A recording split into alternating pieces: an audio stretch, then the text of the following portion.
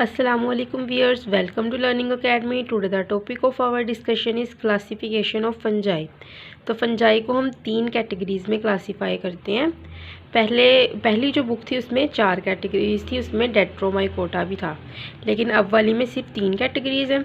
तो किसकी बेस पे? On the basis of sexual reproduction, के इनके अंदर सेक्सुअल रिप्रोडक्शन कैसे होती है, सेक्सुअल रिप्रोडक्शन के बाद किस तरह स्पोर बनेंगे, वो सारे प्रोसेसेस की बेस पे इसमें डिवीजन होती है फंजाई में। कितनी कैटेगरीज? 3। कौन सी? Zygomycota, Ascomycota and Basidiomycota. सबसे पहले है जाइगोमाइकोटा। तो जाइगोमाइकोटा को हम कॉन्जुगेटिंग फंजाई भी कहते हैं।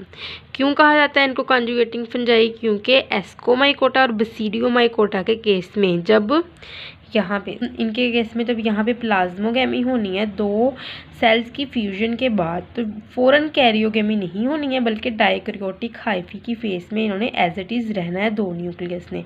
लेकिन जाइगोमाइकोटा के केस में क्या होता है कि प्लाज्मोगेमी के फ़ौरन बाद कैरियोगेमी हो जानी है, न्यूक्लियस ने मिल के जाइगोट बना देना है। ठीक है, तो उसके बाद क्या है कि इसके अंदर जो हाइफी होते हैं वो नॉन सेप्टेट होते हैं, मतलब उनके अंदर क्रॉस वॉल्स नहीं होती हैं, वो विदाउट क्रॉस वॉल्स होते हैं। ठीक है, तो नॉन सेप्टेट हाइफी को हम लोग कोनोसिटिक हाइफी कहते हैं। जिस तरह के आप यहाँ पे देख सकते हैं कि ये जो न्यूक्लियस है ये वैसे ही इसके अंदर स्कैटर्ड है, यहाँ पे कोई भी वॉल के साथ इस सेल को डिफ्रेंशिएट नहीं किया गया, मतलब कि ये एक मल्टी न्यूक्लिएट सेल बनाते हैं, एक large multi nucleate cell Zygomycota.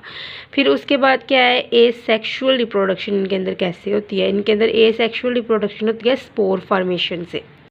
Spore कैसा स्ट्रक्चर होता है? एक छोटा सा हप्लॉइड नॉन मोटाइल स्ट्रक्चर होता है जो कि मियोसिस यानी कि रिडक्शन डिवीजन होगी जाइगोट के अंदर और वहाँ से स्पोर बनेगा।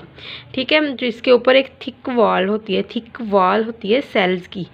तो क्या होगा फिर? स्पोर हप्लॉइड होगा, 2n जाइगोट में मियोसिस होनी है और उसके बदले में 4 जो होंगे ये हप्लॉइड स्पोर्स प्रोड्यूस होंगे जो कि नॉन मोटाइल होंगे। इनके अंदर फिर फर्दर माइटोसिस से डिवीजन होंगी और ये अपनी तादाद में बढ़ जाएंगे। उसके बाद देखते हैं सेक्सुअल रिप्रोडक्शन इन जाइगोमाइकोटा। तो सेक्सुअल रिप्रोडक्शन में क्या होता है कि 2 जिस तरह हाइफी हैं, एक पॉजिटिव स्ट्रेन और एक नेगेटिव स्ट्रेन। तो जब इन्होंने एक दूसरे के करीब आना है ना, जो इनकी एंड वाली वॉल्स होंगी ना, उन्होंने आगे की तरफ उभरना शुरू कर देना है। जिस तरह के इस ग्रीन कलर स्ट्रक्चर से जाहिर भी किया जा सकता है कि ये आगे को उभरी हुई है, क्योंकि यहाँ पे एक हार्मोन रिलीज होता है, उन्होंने इनकी टिप को ग्रो करवा देना है। ठीक है, तो न्यूक्लियस दोनों के अंदर ही है, तो उसमें क्या होगा फिर यहाँ पे दोनों ने मिल जाना है और प्लाज्मोगेमी होगी और उसके फ़ौरन बाद कैरियोगेमी होगी। इसीलिए इसको क्या कहते हैं? Conjugating fungi. तो कैरियोगेमी जब हो जानी है तो उसके बाद जाइगोट बन जाना है, 2n जाइगोट, मतलब कि 2 न्यूक्लियस मिले थे ना यहाँ पे, तो 2n जाइगोट बन जाना है और वो बहुत थिक वॉल जाइगोट होगा, तो इसलिए हम इसको जाइगोस्पोर भी कहते हैं। जाइगोस्पोर की फॉर्मेशन हो गई है तो यहाँ पे एक ब्रांच निकलेगी जिसको हम स्पॉन्जियोफोर कहेंगे स्टाक को, और इस स्टाक के ऊपर क्या लगेंगे? स्पॉन्जियम। स्पॉन्जियम के अंदर क्या मौजूद होंगे? स्पोर्स, हप्लॉइड स्पोर्स, जो कि जाइगोट के अंदर मियोसिस होगी, रिडक्शन डिवीजन होगी, और इस रिडक्शन डिवीजन के बदले में ये चेंज हो जाएगा एक हप्लॉइड स्पोर्स। इस रिडक्शन डिवीजन के बदले में जो एक 2n जाइगोट होगा वो चेंज हो जाएगा 4 स्पोर्स के अंदर। 4 स्पोर्स यहाँ पे बनेंगे, हप्लॉइड स्पोर्स, n स्पोर्स। तो वहाँ पे फिर जाके फर्दर इनके अंदर माइटोसिस होगी और 4 से फिर 8 और आगे फर्दर डिविजन्स होती जाएंगी। उसके बाद है कि जाइगोमाइकोटा कहाँ कहाँ पाए जाते हैं? एक ब्लैक ब्रेड मोल्ड पे जिसको हम राइजोपस जो होता है फंजाई वो पाई जाती है, एक म्यूकर और बेकरी प्रोडक्ट्स, और उसके अलावा फ्रूट्स वेजिटेबल्स वगैरह पे जाइगोमाइकोटा कॉमनली पाई जाती है। उसके बाद हम बात करेंगे एस्कोमाइकोटा फंजाई, जिसको हम सैक फंजाई भी कहते हैं, क्योंकि इनके अंदर because in them sac like structure are form during sexual reproduction, जिसके अंदर एस्कोस्पोर्स बनते हैं, क्योंकि सेक्सुअल रिप्रोडक्शन के दौरान के बाद जो एक स्पॉन्जियोफोर होगा उसके ऊपर जो स्टाक के ऊपर स्ट्रक्चर लगेंगे वो सैक लाइक स्ट्रक्चर होगा, एक सैक की तरह का थैले नुमा स्ट्रक्चर बनेगा जिसके अंदर फिर एस्कोस्पोर्स बनेंगे मियोसिस के ज़रिए। तो ये हम आगे बिल्कुल डिटेल से पढ़ते हैं सेक्सुअल रिप्रोडक्शन के अंदर। तो होता क्या है कि ये लार्जेस्ट ग्रुप है जिसके अंदर तकरीबन 60,000 तक स्पीशीज़ पाई जाती हैं और यीस्ट भी इसी ग्रुप के से बिलोंग करता है। Occurring in lichen, lichen association में भी यही पाया जाता है। और उसके अलावा माइकोराइजल जो फंजाई की एसोसिएशन है वेस्कुलर प्लांट की, वहाँ पे भी ये पाए जाते हैं एस्कोमाइसीड्स। हाइफी जो होंगे वो सेप्टेट हाइफी होंगे।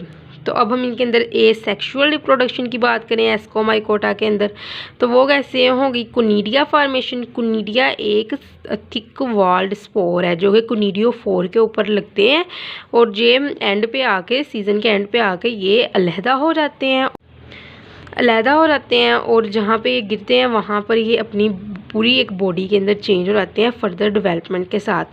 बडिंग के जो टर्म है इसके साथ हम बहुत ज़्यादा फेमिलियर हैं। बडिंग एक ऐसा फिनोमिना है जिसमें होता क्या है कि एक बॉडी है, उसकी साइड पे एक बड लाइक स्ट्रक्चर कि एक गोल सा बड लाइक स्ट्रक्चर होगा जिसके अंदर साइटोप्लाज्म और न्यूक्लियस आ जाएंगे और उसके बाद बडिंग के साइटोप्लाज्म और न्यूक्लियस आ जाएंगे और वो बड बॉडी से अलहदा हो जाएगा और जहाँ डिस्पर्स होगा वहाँ पे उसके अंदर फर्दर आगे डिवीजन्स होंगे, आगे माइटोसिस होगी, तो वो बड एक पूरी प्लांट बॉडी के अंदर चेंज हो जाएगा। तो आगे हम बात करते हैं सेक्सुअल रिप्रोडक्शन इन एस्कोमाइकोटा। तो सेक्सुअल रिप्रोडक्शन के अंदर क्या होता है? यही बात कि दो मोनोकैरियोटिक हाइफी हैं, ठीक है। तो वो जब एक दूसरे के करीब आते हैं तो हार्मोन रिलीज़ करते हैं और इनकी जो एंड वॉल्स होती हैं वो प्रोट्रूड हो जाती हैं, आगे की तरफ फैल जाती हैं और वो फिर बाद में आपस में मिलते हैं और होती है प्लाज्मोगेमी। लेकिन एस्कोमाइकोटा के केस में प्लाज्मोगेमी के फ़ौरन बाद कैरियोगेमी नहीं होती, बल्कि होता क्या है कि प्लाज्मोगेमी के बाद जो सेल होगा वो डायकैरियोटिक सेल्स होंगे, वो डायकैरियोटिक हाइफल स्टेज में रहेंगे। मतलब कि दो न्यूक्लियस, डाई का मतलब होता है दो और करियोन का मतलब होता है न्यूक्लियस। तो इनके अंदर दो न्यूक्लियस जैसे होंगे वैसे ही पाए जाएंगे, तो आगे भी ये वैसे ही ग्रो करते जाएंगे और फिर एक स्टेज में आकर जो जाइगोट होगा वो बन जाएगा। दोनों न्यूक्लियस फ्यूज़ किए और आप यहाँ देख भी सकते हैं कि जाइगोट बन गया। तो उसके बाद क्या होता है कि कैरियोगेमी भी हो गई, तो जाइगोट फिर चेंज हो गया, एक थिक वॉल स्ट्रक्चर के अंदर हो गया, उसके ऊपर जाइगोट के ऊपर एक थिक वॉल लेयर बन गई है, तो उसको हम कहेंगे एस्कस, ठीक है। इस लेयर को क्या कहेंगे? जो ऊपर बॉक्स सा बना हुआ है इसको हम कहेंगे एस्कस और अंदर है जाइगोट। जाइगोट में हुई फिर मियोसिस। मियोसिस क्या है? रिडक्शन डिवीजन है। मियोसिस क्या है? रिडक्शन डिवीजन है। तो मियोसिस के बदले में क्या हो गया कि एक जो होगा जाइगोट वो चेंज हो गया 4 एस्कोस्पोर्स के अंदर। जब ये 4 एस्कोस्पोर्स के अंदर चेंज हो गया तो उसके बाद क्या होगा कि इसके अंदर होगी माइटोसिस इन चारों के अंदर और एक सेल जाएगा 2 सेल के अंदर डिवाइड हो जाएगा एक सेल। तो 4 से एस्कोस्पोर से 8 एस्कोस्पोर बन गए, ठीक है, एक एस्कस के अंदर। तो यहाँ पे है बसीडियोमाइकोटा। बसीडियोमाइकोटा क्या है? ये है क्लब फंजाई। इसको क्लब फंजाई क्यों कहा जाता है? इस क्लब शेप स्ट्रक्चर की वजह से इसको क्या कहा जाता है? Club fungi. क्योंकि during sexual reproduction a club shape structure is formed, that is why it is called club fungi. Because during sexual reproduction a club shape structure is formed, that is why it is called club fungi. तो ये क्या होता है? ये pathogen है बसीडियोमाइकोटा।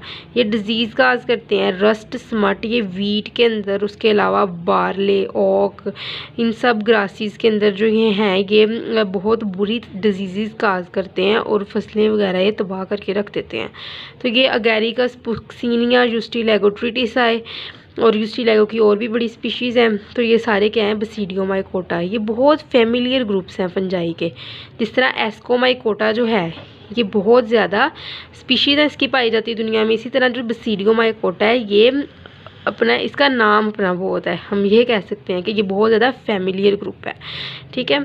तो उसके बाद हम बात करते हैं हाइफी की। हाइफी वही बात कि सेप्टेट होगा, इसके अंदर क्रॉस वॉल्स पाई जाएंगी। एसेक्सुअल रिप्रोडक्शन वही कि कुनीडिया फॉर्मेशन हो गई, जो कि मैं पीछे बता भी चुकी हूँ आपको यहाँ पे। इसके अलावा इसके अंदर सेक्सुअल रिप्रोडक्शन, तो सेक्सुअल रिप्रोडक्शन का फिनोमेना क्या होगा? पहले प्लाज्मोगेमी हुई, ऐसे साइटोप्लाज्म मिल गए, फिर क्या हुआ?